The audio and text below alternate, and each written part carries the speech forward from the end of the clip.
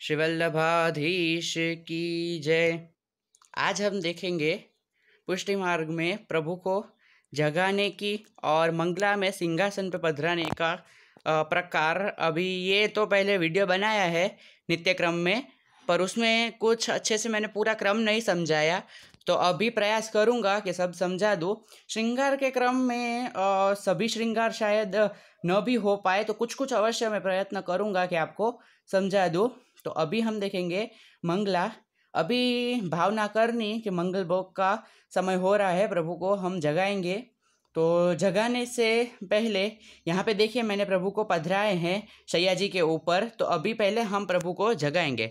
अभी क्या है, उष्णकाल है तो ऐसी मलमल की चादर आती है, और शीतकाल में चादर के ऊपर एक रजाई ओढ़ते हैं प्रभु, और पूरा नहीं ओढ़ते, इधर तक ही ओढ़ेंगे, वरना फिर क्या है, फिर मुखारविंद पे ओढ़ेंगे तो फिर श्रम होगा प्रभु को, तो इसलिए पूरी नहीं ओढ़ते हैं। इतनी ही चादर या फिर रजाई कुछ भी हो तो इतना इतना ही ओढ़ते हैं, इस प्रकार से। अब ये देखिए यहाँ पे वेणुवेत्र और मुख वस्त्र और ये तकिया जी सब मैंने नीचे पधराए हैं, क्योंकि ऊपर क्या है जगह नहीं थी, क्योंकि चित्र जी बड़े हैं, शैया जी छोटे हैं, इस हिसाब से।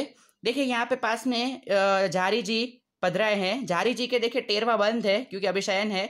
भोग के समय में ये टेरवा खुलता है, बाकी के समय में टेरवा बंद रहता है। उस प्रकार से झारी जी आते हैं प्रभु को, तो उस हिसाब से हम अभी प्रभु को जगाते हैं।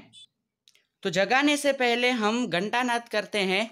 मंदिर में शंखनाद होते हैं। शंखनाद वैष्णव के घर पे नहीं करते, तो उसके बदले घंटा टकोरा हो तो टकोरा भी बजा सकते हैं। तो उस हिसाब से 3 बार घंटानाद करेंगे।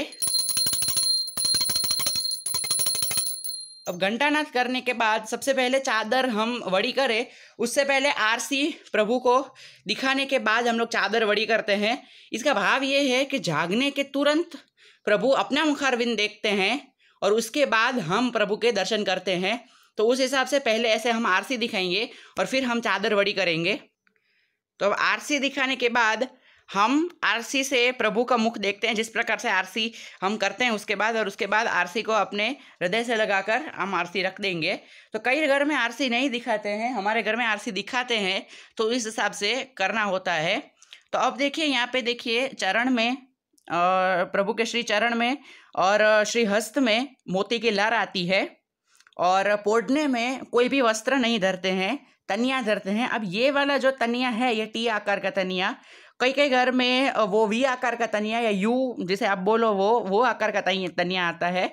किसी किसी घरों में ये टी आकार का तनिया आता है। तो जिस प्रकार से आपके घर में तनिया हो तो वो तनिया, ये तनिया है, इस हिसाब से धरते हैं।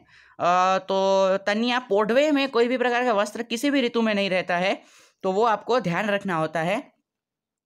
फिर श्रीकंठ में अभी उष्णकाल है तो हरे मोती वाली ये कंठेश्वरी धरेंगे, और श्री कर्ण में कर्ण फूल आएंगे अवश्य। लोलकबंदी नहीं धरते हैं, पोढ़वे में तो यही धरते हैं कर्ण फूल।